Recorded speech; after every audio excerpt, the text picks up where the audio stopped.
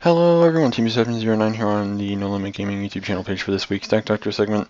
This week we're going to be covering FatalNUM4, like the NUM, liking the NUM4. We'll be covering his 6 Samurai deck. Something that we've done here on the channel before as well. Something that in a way I feel is still kind of underrated, but at the same time something that I have a decent amount of experience with. And in fixing this, I did playtest against E-Dragons quite a bit, and depending on how you side, of course, the deck's actually pretty good.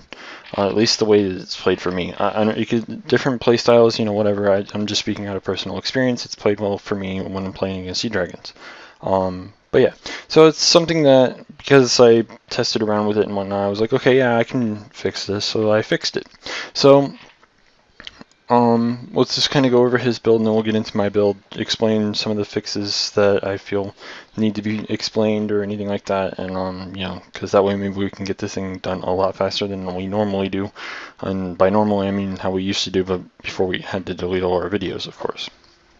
So, without further going on about random bullshit, let's start off with his build, and starting off with his monsters, we have 1 Great Shogun Shine, 1 the 6 Samurai Zanji, 3 Legendary 6 Samurai Kizan, 1 the 6 Samurai Iru, 1 Legendary 6 Samurai Inishi, 2 Legendary 6 Samurai Mizuho, 1 Hand of the 6 Samurai, 2 Legendary 6 Samurai Shinai, 1 the 6 Samurai Keimon, 3 Elder of the 6 Samurai, 2 Legendary 6 Samurai Kageki, and 3 Kagemusha of the 6 Samurai, as your, one and only main tuner, basically. Spells, we have, a lot of cards that just kind of tutor shit from your deck to your hand, in the forms of Reinforcement of the Army and triple Shine Smoke Signal. We have 1 Book of Moon, 2 Forbidden Lance, 3 Asceticism of the 6 Samurai, and double 6 Samurai United. Traps, we have 2 Double-Edged Sword Technique, 1 Bottomless Trap Hole, 2 Mirror Force, 1 Dimensional Prison, 1 Compulsory Evacuation Device, and 1 Musakani Magatama, and some kind of loud kids outside. I'm not sure if that's actually going to get picked up on the recording. If so, then my bad. But whatever. Anyways, continuing on. Extra deck, we have 1 Crimson Blader, 1 Colossal Fighter, 1 Gaia Knight, the Force of Screaming Kids outside, 1 Naturia Barkion, 1 Legendary 6 Samurai Shien, 1 Naturia Beast, 1 Ally Justice Catastor, 1 number 39 Utopia, 1 Shadow of the 6 Samurai Shine. I really don't like how they made 1 Shine and another Shine. It's kind of weird, but whatever. Continuing on, 1 Photon Papal Operative, 1 Heroic Champion Gendivo, 1 Heroic Champion Excalibur, 1 Levia the Sea Dragon, 1 Temtempo, the Percussion Dijin, tongue-tied there a little bit, and 1 Wind of Domains to round off the extra deck. One of the main things I kind of wanted to note about this, I really do love Great Shogun Shine. Against certain matchups, this card's actually really good. Not to mention that if Redox happened to be at, like a lower number, it would actually kind of allow for a rank 7 engine as well in 6 Samurais, which would be kind of hilarious to see. Even whether it's good or not, it would still be kind of funny to see. But yeah. Other thoughts on the initial build, a lot of this stuff does seem kind of, what's the proper word? Self-explanatory, I guess. Kind of standard, things like that. The only difference that you don't really see in a lot of different builds is the Mizuho or Shinai combo kind of thing. So it's kind of interesting. So whatever. Let's just get into the fixed build. So here's the fixed build, and as you can already probably tell, they're not in here. But we'll get into that when we're done covering the actual build itself. So starting off with the monsters, we have 1 Grandmaster of the 6 Samurai, 3 Legendary 6 Samurai Kizan, 1 Legendary 6 Samurai Inishi, 1 Hand of the 6 Samurai, 1 Spirit of the 6 Samurai, 2 Elder of the 6 Samurai, 2 Legendary 6 Samurai Kageki, 2 Maxis, and 3 Kagemusha of the 6 Samurai. Again, we have our 4-card tutor lineup here, 1 Reinforcing the Army and 3 Shine Smoke Signal. We have 2 double Mystical Space Typhoon, not 2 double. How did that work? Anyways, we have 2 Forbidden Lance, 3 Asceticism of the 6 Samurai, and 3 6 Samurai United. Traps, we have 2 double-edged sword techniques, 1 bottomless, 2 mirror force, 1 compulsory, 2 fiendish chains, 1 Musakani Magatama, and 1 solemn warning. Extra deck we have 1 Scrap Dragon, 1 Natria Barkion, 1 HTS Behemoth, 1 Legendary 6 Samurai Shien, 1 Armadesk, Keeper of the Boundaries, 1 Natria Beast, 1 Ally Justice Cataster, 1 Gemnite Pearl, 1 number 101 Silent Honor Arc, 1 Heroic Champion Excalibur, 1 Evil Storm Excite Knight, 1 Abyss Dweller, 1 Gaga Cowboy, 1 Ghost Trick Alucard, and 1 Windup Zen Mains. So, as you probably already noticed, like I said at the beginning, we don't have Mizuho and Shinai in here. We also took the deck down from 41 to 40 cards. I understand that you had like the United to kind of help get through your deck a little more, and some people like to justify that as a reason to play more than 40 cards, but you always kind of want to play something very low. Especially with something like this, in past experience, I've actually tried 41, I think even 42 cards at one point, and it just wouldn't draw into what I wanted as fast as I wanted, so obviously having the 40 cards here is really good. Playing the Shinai and Mizuho thing, they're kind of, they're reliant on one another most of the time, and I don't really like that concept about them, I guess is a good way to put it. So they were dropped. Out of the other things that were dropped, we dropped Shogun Shine, Zanji, Iru, came on one of the Elders. So yeah, those are out of the monsters that we've dropped. Again, Shine, it's kind of a great card against certain matchups, but they're kind of very rare matchups at the same time. I think like the best matchup that it might be good for currently would probably be something either along the lines of Artifacts in like the next week or so, and of course Geargia, because Geargia being able to go, hey, I play Geargia, Geargia gear and all that other crap, kind of annoying. But I mean, even then, still one spell or trap can still be, being able to negate though with like Beast, Barkion, or Shien kind of helps limit your opponent's plays, which is obviously good. But I mean, you can't really rely on getting that out every game, and it's not going to be able to do everything for you, because the highest that your monster, like most of the monsters that you can even put onto the board, are usually like 25, 26. So you kind of have to try and play some other things as well to try and get over bigger cards. So, and speaking of getting over bigger cards, that's part of the reason why I decided to play this. Putting this on Shien makes it so that way it can be protected from, being battle or destroyed by battle or whatever, and, or is it destroyed?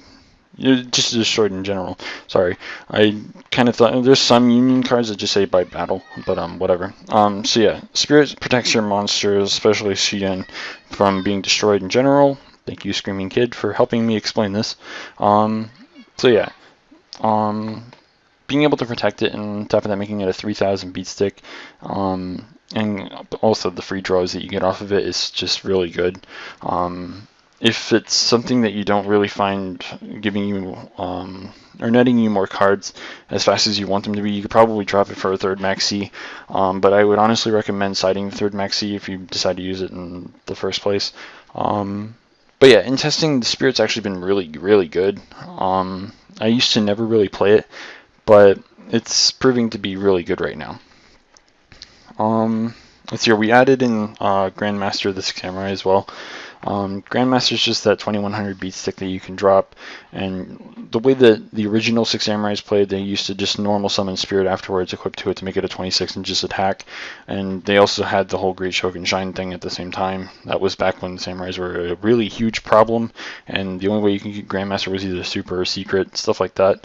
So I mean, like, we're talking a long time ago, but the fact of the matter is now it helps you get your counters on your United. It allows you to play this on like a Keyzon whenever it has its power boost, bring it from the deck. It's also good for getting things back from your graveyard that you may need, like your Kageki, maybe even a Nishi if they destroyed it somehow, because it can. I think it can save itself as well. I don't remember, but all I know is it returns a card from the field to whatever. I never usually use it on my own shit, but I'm pretty sure it does.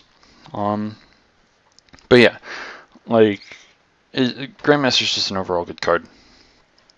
For spells, you didn't have MSTs. MST is actually a really good card. There's a lot of things that can really harm this deck.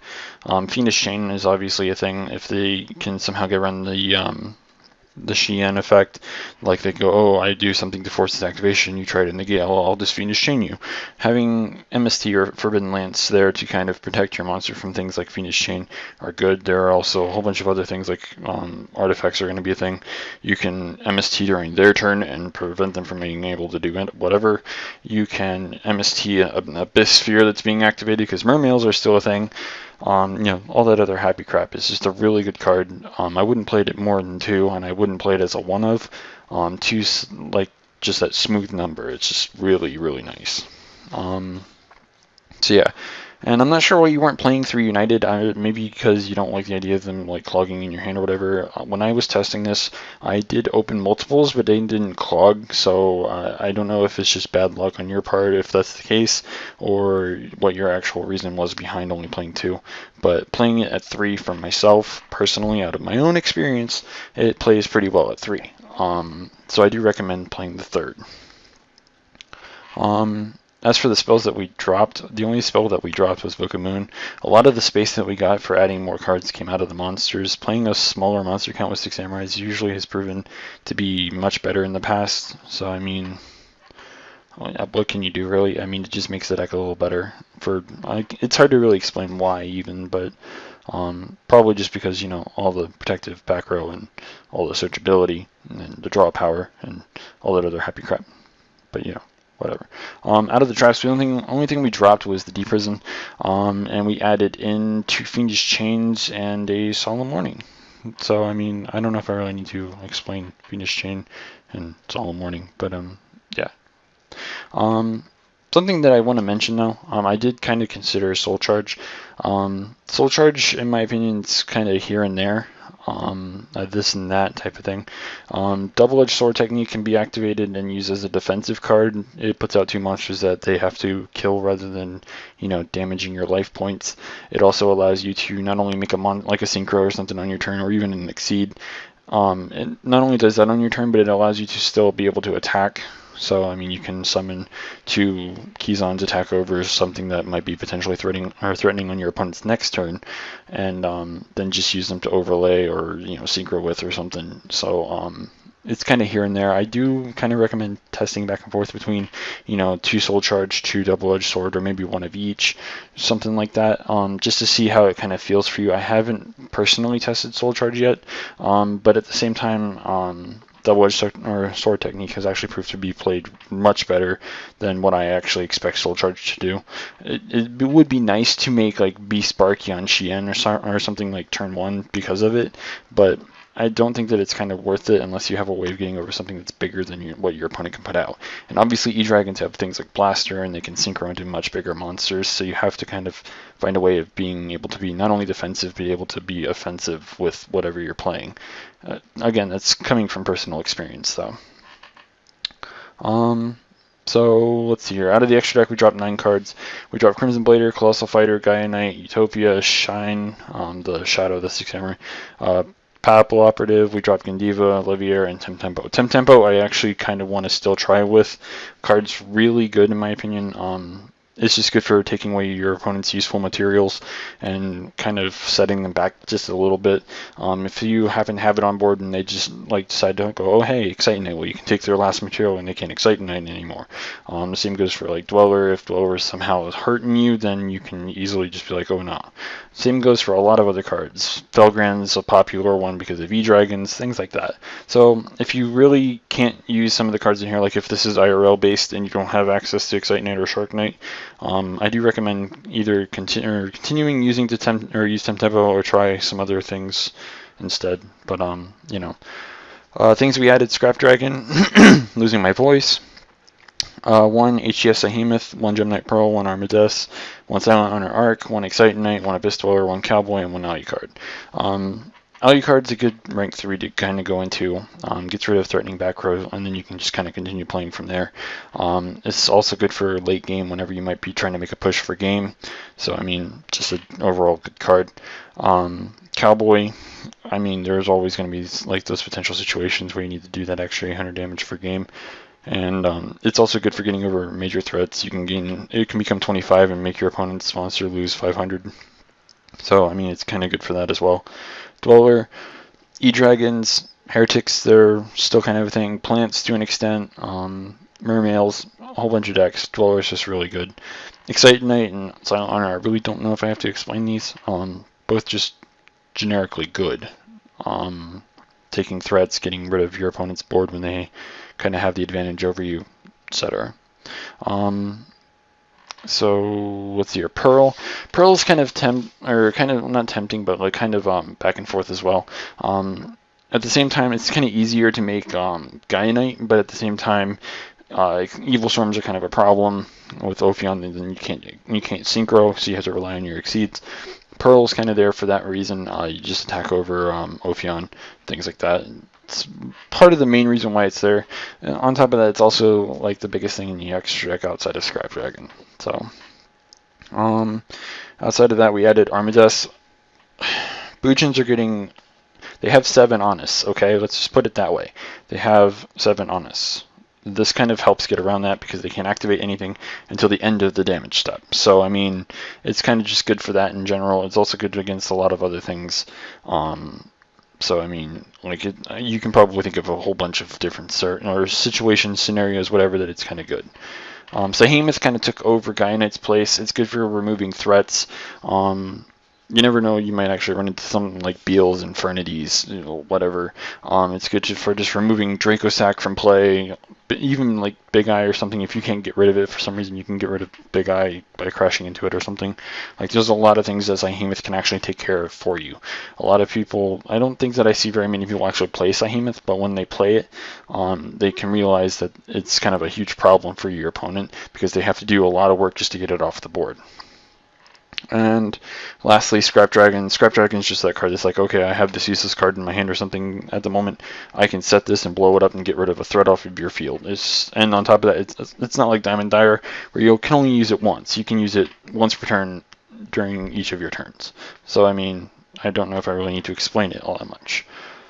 But, yeah, this ended up being longer than I actually thought it would be. I guess it's because there was a significant amount of changes, but yeah, I do hope that FatalNUM4 enjoys the fixes. Like I said, I don't know if this was IRL or not, so the Silent Honor and the Excite Knight are pretty much the most expensive part of this deck. Outside of that, you have the Alu card. I think Dweller is close to 20, and then Armades is about the same. So, I mean, those are basically the most expensive parts of this version of the build. But yeah, I do hope that the fixes work for you if you play this online or if you actually have access to the cards. It plays pretty nicely for me, actually. And yeah, if you guys want your deck, fixed by Deck Doctor, whether it be me or Robbie, I think I'm going to be doing this for like another week or two, and then Robbie's going to do it, and then we're going to start doing the whole back and forth thing.